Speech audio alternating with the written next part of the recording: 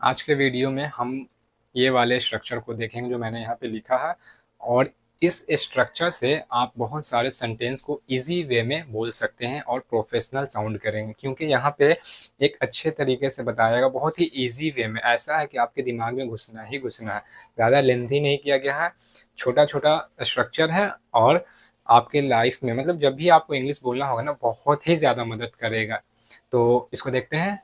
Structure, अगर आपको बनाना होगा सेंटेंस, मैं नहीं जानता कि वह आएगा या नहीं, इस तरीके का मतलब इससे रिलेटेड अगर सेंटेंस आपको बनाना होगा तो आप इस स्ट्रक्चर को फॉलो कर सकते हैं। जैसे कि मैं नहीं जानता वो खाएगा या नहीं, मैं नहीं जानता वो मुझसे बात करेगा या नहीं, मैं नहीं जानता वो सच बोलेगा या नहीं।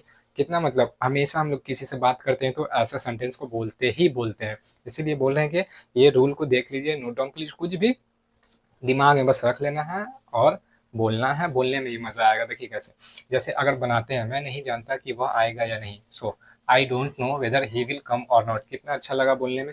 इसीलिए बोलते हैं कि इसको मतलब जानना बहुत ही ज़रूरी है, बहुत ही काम देता है आपको day to day life conversation में। तो इसका रूल देख लेते हैं, स्ट्रक्चर कैसे कैसे यूज़ करना बता देते हैं। देखिए, इंडिकेशन, की या नहीं, की या नहीं वाले इंडिकेशन में मतलब आपको जब भी कोई सेंटेंस बोलना होगा की या नहीं से रिलेटेड, आप ये वाला स्ट्रक्चर यूज करेंगे। अब स्ट्रक्चर को देखते हैं। पहले जब सेंटेंस रहेगा जैसे, तो वहां पे आपको आई डोंट नो यूज करना है, ठीक है। ये पोर्शन को I don't know plus whether use करना है। उसके बाद सब्जेक्ट यूज करना है एज यूजल, सारे सेंटेंस में मतलब जहाँ पे हम लोगों को जरूरत होता है वहां पे यूज करते हैं। उसका विल यूज करना है, V1, विल के बाद V1, ऑब्जेक्ट और नॉट, लास्ट में और नॉट यूज करना है, ठीक है। अब देखिए बना के एक दिखाते हैं। जैसे कि मैं नहीं जानता कि वह आएगा या नहीं। अब एक सेंटेंस आया कि या नहीं, आया ना, तो कि या नहीं इंडिकेशन है यहाँ पे। अब ऐसा कोई सेंटेंस आया तो आपको इस स्ट्रक्चर को याद करना है, मतलब दिमाग में रिकॉल करना कि हाँ इस सेंटेंस से बनेगा, इजी वे में बनेगा। देखिए ऑलरेडी आपको पता होगा टेंस के बारे में, तो मैं नहीं जानता तो आई don't no, I don't no, ठीक है। कि या नहीं, तो आई डोंट नो के बाद क्या लगाना था, वेदर, तो वेदर यहाँ पे लग जाएगा आई डोंट नो वेदर। उसके बाद क्या था, सब्जेक्ट, सब्जेक्ट इसमें क्या है, वह, मतलब ही आ जाएगा। आई don't know whether he will, subject के बाद विल, कम, आएगा या नहीं, आई don't know whether he will come or not, ये वाला और नॉट कंप्लीट हुए सेंटेंस। कितना अच्छा लगा बोलने में, आई don't know whether he will come or not. इसी स्ट्रक्चर पे ऐसा सेंटेंस बनेगा। जब भी आपको सेंटेंस बनाना हो कि मैं नहीं जानता कि वो आएगी या नहीं, तो आई don't know weather C will come or not, ऐसे करके बनाना है। यहाँ का सब्जेक्ट आपको according to the sentence subject आपका चेंज हो जाएगा, जो भी होगा। मतलब मैं नहीं जानता कि वो लोग आएंगे कि नहीं, आई don't know whether they will come or not, ऐसे करके आपको बनाना है। दूसरे स्ट्रक्चर को देखते हैं।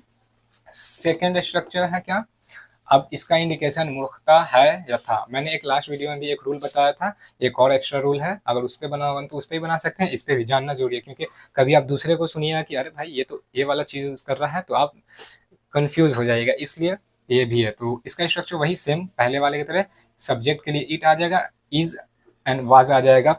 इवेंट्स के लिए मतलब पास्ट है कि प्रेजेंट है उस चीज के लिए फुलिश आ जाएगा, फुलिश आ जाएगा। Subject subject is am are के बाद फुलिश, फिर V4 आ जाएगा, वर्ब का fourth form, object other word आ जाएगा। क्वेश्चन देखते हैं। इस वक्त वहां जाना मूर्खता है। अब जैसे कि ये तो प्रेजेंट का बात कर रहा है तो यहाँ से इज आएगा पहले, लेकिन सब्जेक्ट लेना है। सब्जेक्ट में क्या आएगा, इट आ जाएगा। प्रेजेंट का था, इज ले लिए। फूलिश यहाँ पे है, ऑक्सिलरी वर्ब लेने के बाद फूलिश, फूलिश ले लिए। अब क्या है, वहां जाना, तो गोइंग बैक। फूलिश के बाद क्या बोल रहा है, वर्ब का फोर्थ फॉर्म यूज करना है। जैसे बेस फॉर्म के साथ आपको आईएनजी यूज करना है, बेस फॉर्म के साथ आईएनजी यूज कर लेना। अगर फूलिश यूज कर रहे हैं तो it is foolish going there, complete.